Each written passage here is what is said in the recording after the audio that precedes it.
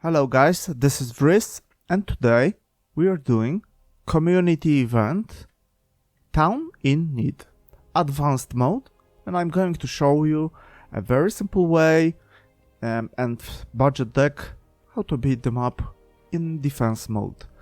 Just a quick disclaimer here that this video hasn't been well thought over. There is a very limited time for the contest, and I don't have personal time in my life to do it properly as with quality I would like to have. So there have been some trade-offs just to release it as fast as I can. So things are improvised here, maybe chaotic sometimes, and the video doesn't have subtitles. I hope my English is good enough for you to understand, and if not, just watch the replays and you will see hopefully much enough to beat the map that is in the contest yourself. Actually, the cards you can see, they are not all necessary. I try to build a deck that is very cheap. Actually, the only rare card here is Razor Leaf. And things we have here. I took Spearmen because they are S and M counter, and we are going to encounter a couple of units this size, so they are useful. You can take as well like Windweavers, Shamans, whatever you like. I took Fountain of Rebirth just for a test. I'm not very satisfied, but well, better than nothing. Roots, Heal, Root Nexus, both affinities to support my towers. Mambo Jumbo, I used it just once, so it's not very necessary. Ray of Light, Spirit Hunters as something to counter air units. Deep One, critical building here, Living Tower. Drones, which I didn't use. Breeding Grounds, which are not critical. Curse of Voink and Creeping Paralysis for some CC. Thunderstorm to help towers defend faster. Swamp Drake, which I didn't use as well. And Shrine of Memory, it's actually another rare card. It's not critical. And Thornbarks, just in case, if you don't have Razor Leaves, you can use Thornbarks instead. Many things are not critical. The map seems fairly easy, and you will see how to beat it. So I start with building Fountain of Rebirth, so the cooldown has time to finish, and I spawn 2 packs of Spearmen, set them up to medium counter mode, and as you can see, those crawlers die incredibly fast. And so now I can push to the city. And let me show you a couple of things about this map. This is the town in need that we are going to protect. There are a couple of NPC buildings, like Irish House. There is a monument which will be available later. Juice Tank, Irish Tavern, Stronghold, and Worldbreaker Gun. There are a couple of units, and when you clear this town, Ami Screaming Stone becomes available, and then you can choose mode. Either you attack, and then you go to the right hand side of the map. We are not going to do it. Or you defend, then you stay in this part of the map, and this bottom left side becomes available. We'll get there in a sec. Let's progress onto the city on advanced mode, which I kindly remind you to remember to set it to advanced, because the community event is for this mode. Here, Spearman switched to S size. And my micromanagement unskill, which you can see, and I'm going to do a couple of stupid things on this run, so I hope for less experienced players, it will be some good feature that you don't have to perfect this to still beat them up and get quite a few points for the event. Here I'm healing with presence of well. Actually, not everyone knows, as my experience shows, that standing next to any building that is already constructed heals units. Now I move on to these units. It's not very efficient way, and if I had Hurricane I would use it here. One pack is set for S counter and another as medium to kill the crawler. Since I have 200 power, maybe if you are optimizing strategy you can just ignore these units and get power walls first. Fountain of Rebirth is ready, but they are both as counters, these two packs, so they do very high damage to my spearmen. Let's speed things up.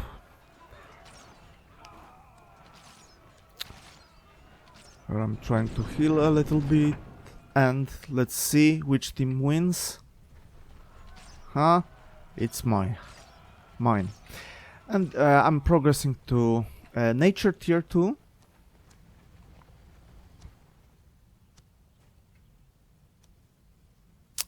If you stay far away they don't aggro, but they start moving towards your monument at a specific timer. You can actually freeze them, kill melee units and leave one archer busy with a building, but since this is an event run I want as many points as I can get, so making it last too long will give me not enough time window, because tournament points you get only during this timer. Sadly the timer is not visible. I mean, sorry, points are not visible in replay mode, it seems.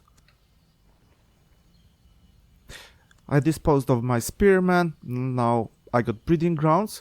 From experience I know that this monument area is not very good for breeding grounds. I prefer to have it clear, so I put them next to a well. Deep One is going to kill these units.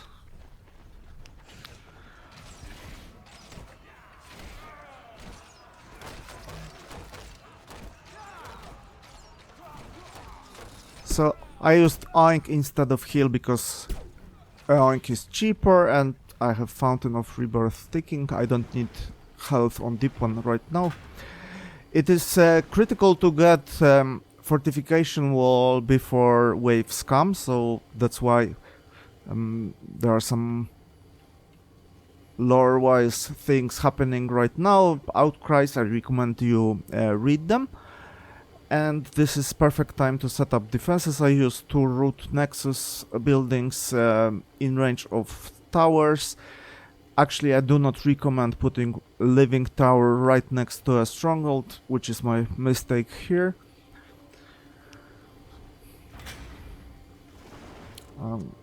Actually, we don't have too much power available right now.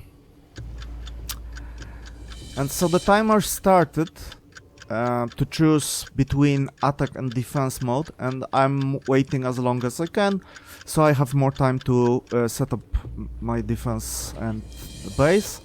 Now what is going to happen? The engineer set up a barrel with some explosives on each side of this worldbreaker gun, and there's one big boom, and a path to the southern area of the map opens. Now engineer becomes controllable and is your unit. You can do whatever you like, and actually points are visible, so you can see what you can get for repairing each of the buildings. And what happens here is you have engineer. If he is close to a building, he's very close right now, he doesn't have to touch it. there are some cogs appearing above the building, and it starts slowly regaining health. When you can track health on objectives, this part of the screen. First, I start with Juice Tank to collect power crystals that grant extra power. You do not get defense points, which is the last position on objectives. You do not get points for just repairing Juice Tank, but you get 8 points for the tournament for every crystal delivered to the Juice Tank. We'll get there in a second.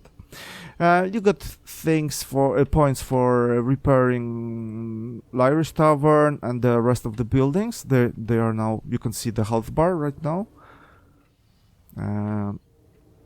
I use the order that I invented myself that suits my needs better, but you can choose whichever you like, which fits your strategy. Screaming Stone has been used. Sorry if I didn't show it. It's doesn't matter. Let's focus now on crystals. So when Juice Tank gets repaired, you can send Engineer to crystals like these. We'll get to the southern part in a sec. It's enough to be in proximity of a crystal, and when Kobold Engineer is close enough, he will automatically pick crystals up. Then you have to send him to Juice Tank. Delivering crystals gives you some power, and 8 points per crystals for tournament. You have 1 engineer available at start. Now I'm rushing with my deep one to another one that is held in cage here. So what do we have here? There are 2 engineers that can be freed. One right behind this cliff or walls, the mountain wall that was destroyed, not very heavily guarded, and another on the left side from your base. There are 2 air units and some crystals. In the middle there is a patrol that goes around this cliff. 1 tower that is guarding this tier, whichever you will choose this one to be. I choose it to be my tier 3. And a spawner that will, or manifestation, that will respawn this patrol when it gets killed. If you clear this part of the map, nothing will ever respawn. You will just be able to pick some crystals, and there are a few of them. 1 there, 2 in the middle, 1 there, 1 here, and the last one here. By the size of a crystal stack, you can guess how many visits you have to do between delivering all of them. There are maybe not animations, but they disappear when picked, so you can see if there's anything left. So now let's proceed to rescuing the engineer. It's Deep One's job. Now I can control this unit, but I want as much time for my engineers to repair the base and gather as many crystals as they can, so despite having pretty nice damage, I do not let him stay here. He gets to the job immediately. As for defense, early game, you just need 1 tower each side, and that's enough. As soon as I get more power, I just build more towers.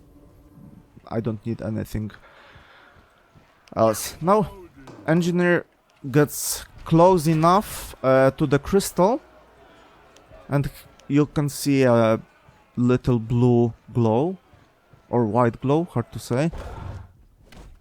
That means that he has a crystal on his head, and Deep One is clearing this side, so engineer can freely gather crystals later.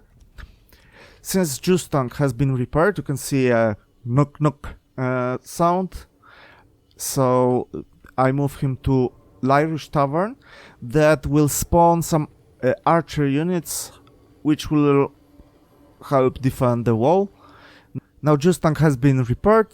It doesn't provide power per se, but you can deliver crystals to it. Now my engineer is coming back to Juice Tank. You can see animation. The crystal has been delivered. Tavern is getting repaired. Deep One is finishing clearing this part, and now engineer starts to gather this pack of crystals. What you can do here, I did a trick to queue commands, and when the unit is standing, I use shift and right click, and I keep shift pressed all the time. I click that crystal, add Juice Tank, add crystal again, add Juice Tank again, and now when I release shift, engineer will just ping pong between these two positions, and I do not have to spend my personal human limited attention on this part. So it's a free trick for you. You can see the glow, crystal is disappearing, Deep One is getting healed, and now I just get more towers and more towers. Spirit Hunters ready to help. Since there was a knock sound, I move my engineer from tavern to stronghold. It takes quite some time to repair it, and there is no reason to get monument because I have no power to build anything, so there is no point in progressing. And we will get monument here, which is not very heavily protected, so that's my plan. Now there is a team going to free the last third engineer. Not very good micromanagement on my part. Engineer gets crystal and starts moving to our base. Now another spot has been secured. Engineer got a new order to clear this pack of crystals, and another one gets his hands dirty with repairing the monument rubble. Here my army starts taking care of this pack and tower. Not very well thought over strategy, but who cares?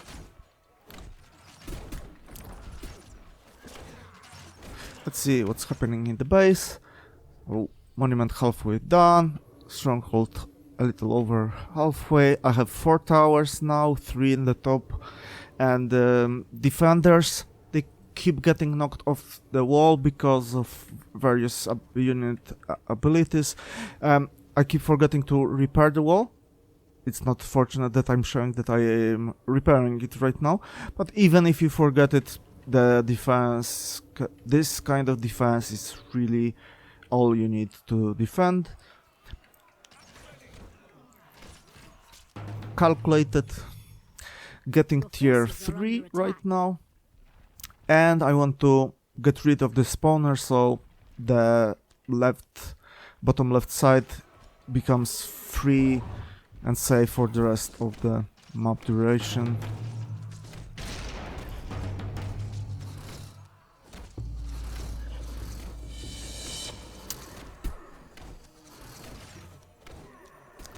I'm not very efficient with micromanagement because I'm trying to juggle my attention between my army and all the engineers, walls, and getting new towers. So this one is wandering between this pack of crystals and Juice Tank. To be honest, I am not sure if this is optimal route, optimal order. Maybe the things can be improved. This is just to show easy. budget deck way that just succeeds.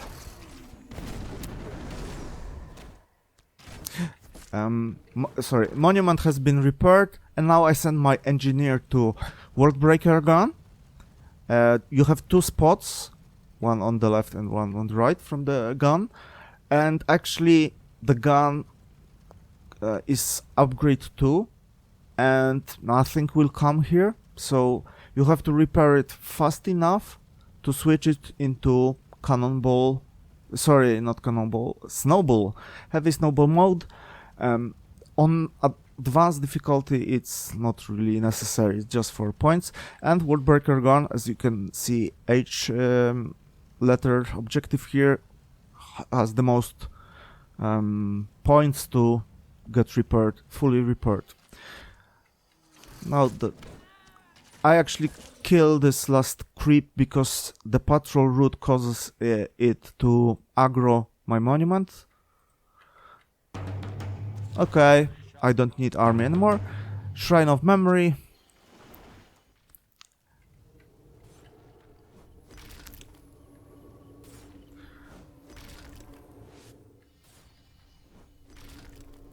One engineer is standing idle. Stronghold has been repaired. It's a very powerful defense with you can use the active. That's very helpful. Now I send engineer to Irish House, and I use Razor Leaf to strengthen my defense. As mentioned before, this living tower is not in the best position. I will destroy it later to spawn another Razor Leaf and put it there. I keep forgetting that I should start building towers in different order. No matter. Let's see what happens in the south. One engineer is walking. Now these crystal packs are depleted, so I move to the middle, the richest ones. I set order up to the order limit, order Q, and wait for power to flow to get more Razor Leaves.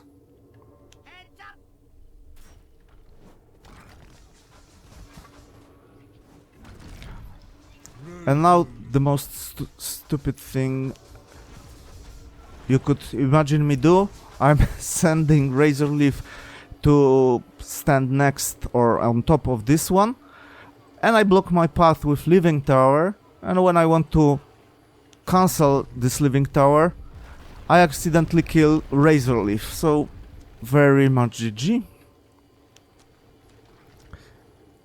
So there's still one Razor Leaf at this spot. I only build one Shrine of Memory because I kinda know that I will not need that much power, defense.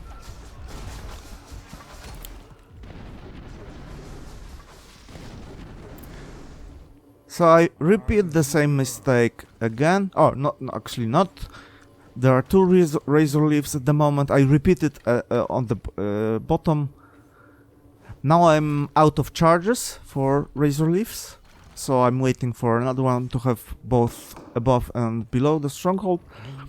Irish House has been built. A cavalry has moved to request some help. I destroyed the Fountain of Rebirth in the meanwhile. It's really not important, and maybe it wasn't that necessary.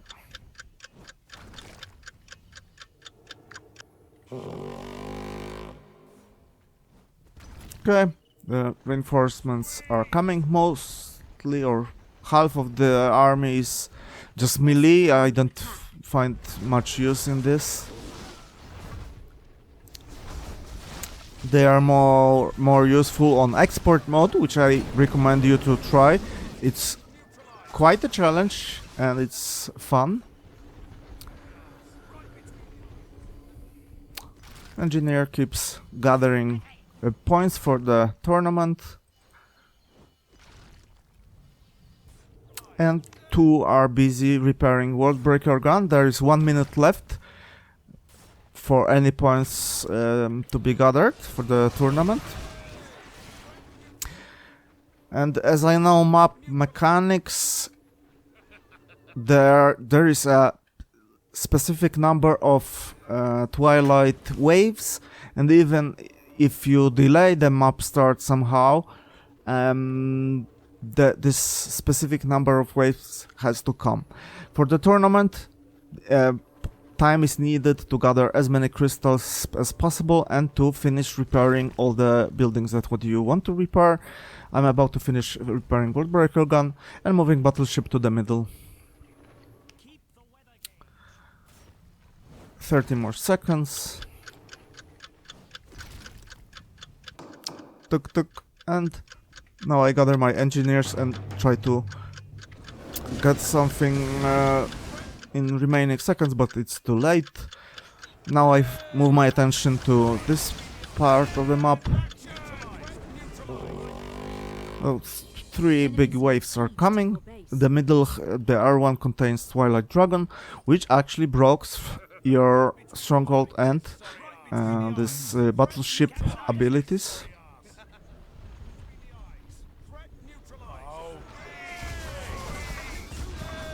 I help them with some CC, some spells, but it's not really that important. I use Mambo Jumbo that increases damage taken by 35%.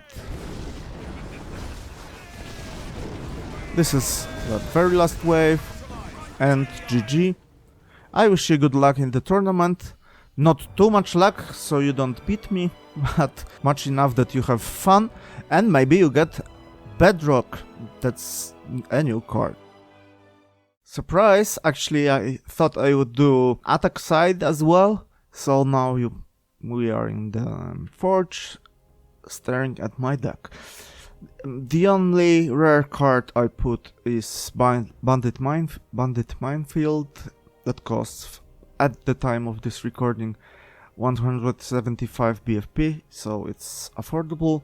The rest are just commons and uncommons. I decided to use Fire Shadow Nature deck, and it went smoother than I would ever imagine. I use Nomads for most part of the map. Suppression I think I didn't use. Bandit Minefield, helpful to clear big packs of enemies. Eruption to help finish something off. Life Weaving for Engineer, which has to survive in this mode.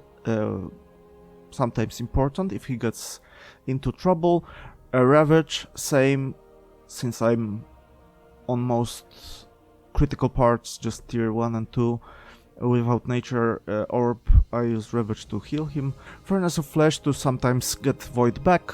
I thought it would be fun to put Warlock in, because he gives a nice buff and Engineer has a lot of HP. Unholy Power I didn't use. Shadow Phoenixes and Bandit Snipers were helpful. Aura of Pain just for fun, because it's nice AoE damage. Hurlers, critical unit on tier 3 and beyond. Some heals just in case I didn't need them. Thunderstorm just to help. Breeding Grounds to reduce power bound by units, and that's important on tier 3. A heal in case I was left with just tier 1 and 2 when clearing the last camp. It didn't happen. Curse of Ink and Truth, obviously reasons. Let's get to the replay. 3 green nomads. If you're doing speedrun, probably you may want fire affinity.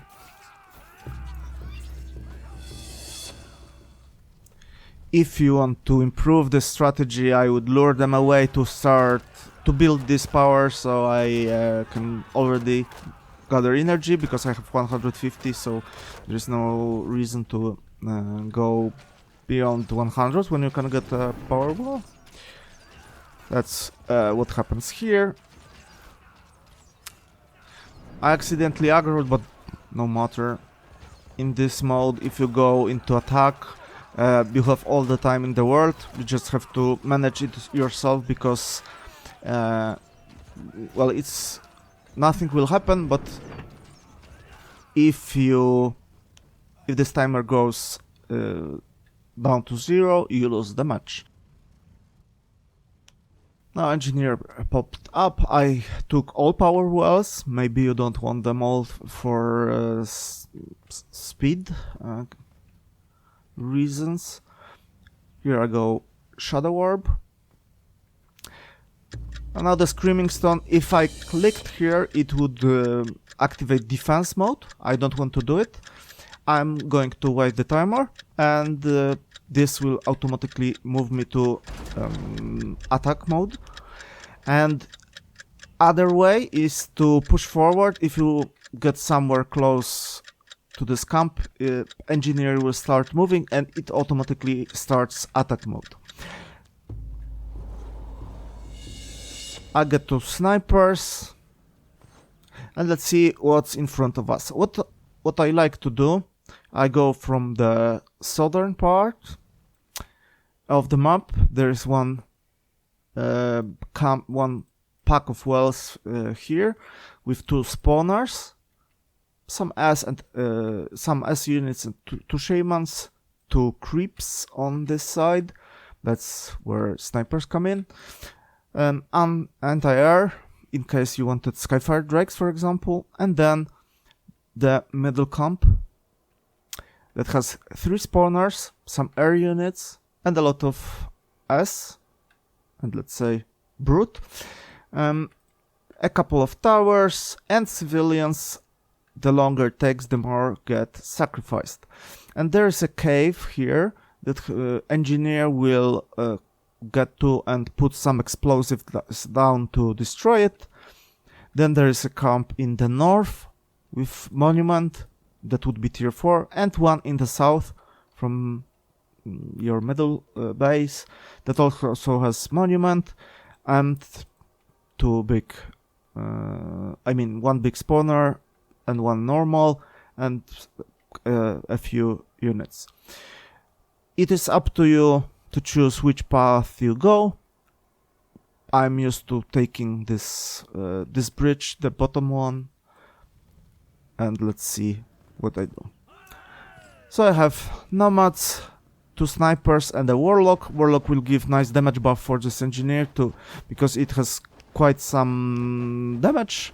1/4 more will be nice. That will be 2000 attack. And here I use minefield to clear this pack and send nomads right to the spawner so it gets destroyed before anything comes out of it. And now, since we are close to the engineer, he wanted to get here but something got in range. He pushed and aggroed another camp. I'm ready for it. We have power, so I can do it. I sent snipers to these creeps. Actually, on this mode, advanced mode, you can use Nomad Spear, which I'm going to do for one of these creeps. I focus infestation, and also Warlock is busy buffing, and I actually try to put down Furnace of Flesh for 2 reasons. One, because there will still be corpses when it gets built. I get well here. And another is because engineer will stand next to it and heal faster, since presence of building heals. He also heals on his own. I get another well. A patrol has come. I should destroy Furnace of Flesh now because there is no reason to keep it. We have no void. Also, just for your information, in attack mode, in this tier 2 base, in the town, Ami Screaming Stone becomes... well, the tooltip is wrong. It cannot be changed for technical reasons. When cooldown goes off, you will be able to give engineer, which is not in our control, order to move back. So in case if he gets into trouble, you can call him back to the previous, hopefully safe spot. I want this warlock to heal, but since he's busy buffing, he cannot. Now, I know that third Phoenix is enough, so I will not have full health Warlock. I would also use Embalmer's Shrine to give more corpses for these Phoenixes, since having this number and this number of corpses will not be enough for them to continuously resurrect, but no matter. I'm here just to show a way that works, not that's perfect. It's your job to make it perfect. I don't know what happened. I gave Phoenix's order to attack this pikeman, a pack next to the spawner. I gave Phoenix's order to attack this pack, so the spawner would get destroyed as well. Maybe I misclicked or something. Two Phoenixes resurrected and the spawner didn't get destroyed. I sent nomads to the top one, Phoenix and snipers, which focus towers first to the bottom one. Now I got rid of Warlock. Engineer destroyed a tower here.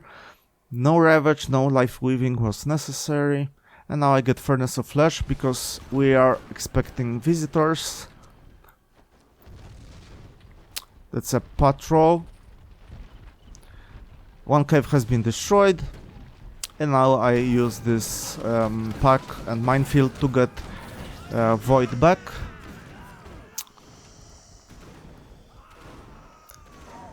Going Green Orb.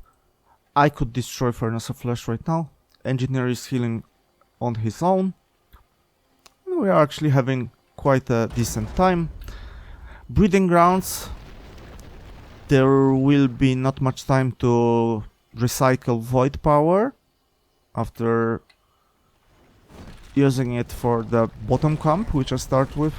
So having this breeding grounds power cost reduction is very, very helpful. Now I move. Since I'm improvising, I don't know what to expect of this deck. This is my first attempt, so I decided to root this time and kill Mutating Maniac first, or Frenzy, sorry, Mutating Frenzy, because he does this Poison Cloud, which Engineer will stand in and get damage, and we don't want this. Thunderstorm, then I focus Negator, and I do Aura of Pain to have some AoE damage when my hurlers destroy spawns. Furnace of Flesh again, and actually I have never done it. I usually move to the top camp right away, but this time I decided to stay and try to kill it, and it was decent idea. Normally I just take my army north and I let this base drop. That's why I took tier 2 heal, which actually made no sense because I will not have Green Orb, but no matter. I'm moving to Furnace of Flesh range. A few more hurlers, that's more than enough, and we go to the top one while Engineer destroys the cave and follows us. Here, since my army is range units, consists of range units, these Whisperers should get destroyed first. I didn't do it, so they blocked all shooting. That slowed my time for quite a while. I tried to separate both packs. Big spawner, small spawner. These two powerless wells get attacked as well, but there's absolutely no reason to defend them. And that's it. Engineer will set explosives up and boom, and it's over. We get 12 minutes. As you can see, there can be many more improvements done for this run. It was improvised, so I wish you good luck. Thanks for watching. Fingers crossed for you. Have fun.